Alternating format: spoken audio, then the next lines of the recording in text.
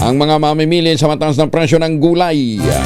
Nandun si Tina Nolasco, RH9. Good morning, Tita Teens. Maulang umaga, Kuyang Angel, hindi napigilang maluha ng isa sa mga vendor ng gulay na ating nakapanayam dito sa Talipapa sa Moriones Street, Tondo, Maynila. Habang ikinakwento sa atin ang hirap na makaubos ng paninda ngayong tag-ulan.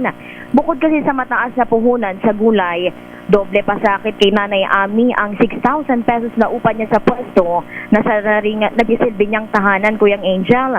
Wala rin siyang katuwang sa buhay dahil pumanaw na raw ang kanyang asawa at hindi sila nagkaanak. Dahil dito, mag-isang binibili, binubuhat at binibenta ni Nanay Ami ang kanyang paninda na matumal na daw ngayon ang bentahan dahil sa tag-ulan. Kwento nito, mas mahal ngayon ang kuha niya sa mga gulay mula sa Divisoria na inuutang lamang niya sa Bombay ang puhunan.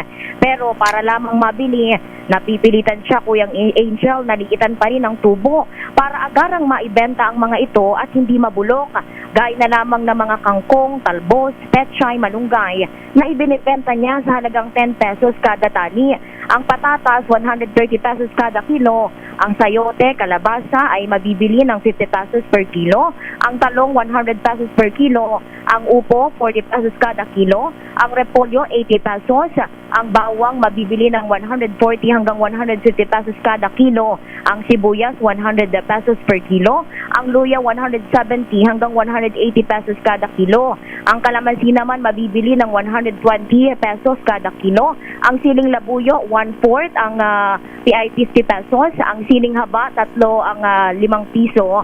Ang bell pepper, 10 pesos hanggang 15 pesos kada piraso. Ang Baguio beans, 120 per kilo. Ang carrot, 70 to 80 pesos kada kilo.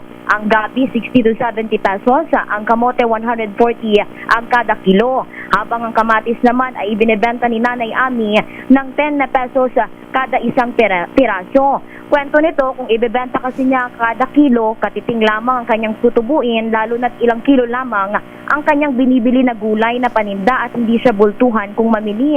Sa hirap ng buhay niya ngayon at nag-iisa pa at bilang senior citizen, kailangan niya ng iba yung diskarte para makayanan ang hamon ng buhay. Bunsod nito, nanawagan si Nanay Ami sa Pangulong Bongbong Marcos sa pamagitan ng ating panayam na tulungan silang maliliit na negosyante at senior citizen. Pakinggan natin si Nanay Ami. Ngayon bigyan niya kami punan kasi sa Bombay lang kami. Nanghihirap ako sa Bombay para pangbayad ko pang upa. Wala naman kung masahan na mga pamangkin ko. Wala naman ko anak. Paano nga tayo na asawa ko. Kaya pwede lang. Tulungan mo naman kami, mahal na presidente. Yun lang po. Si Nanay Ami sa Talipapa dito sa Moriones Street sa Tondo, Maynila. Ito si RH9, Tina Nolasco para sa DZRH, una sa Pilipinas, una sa Pilipino. Maraming salamat, Tina. Nasa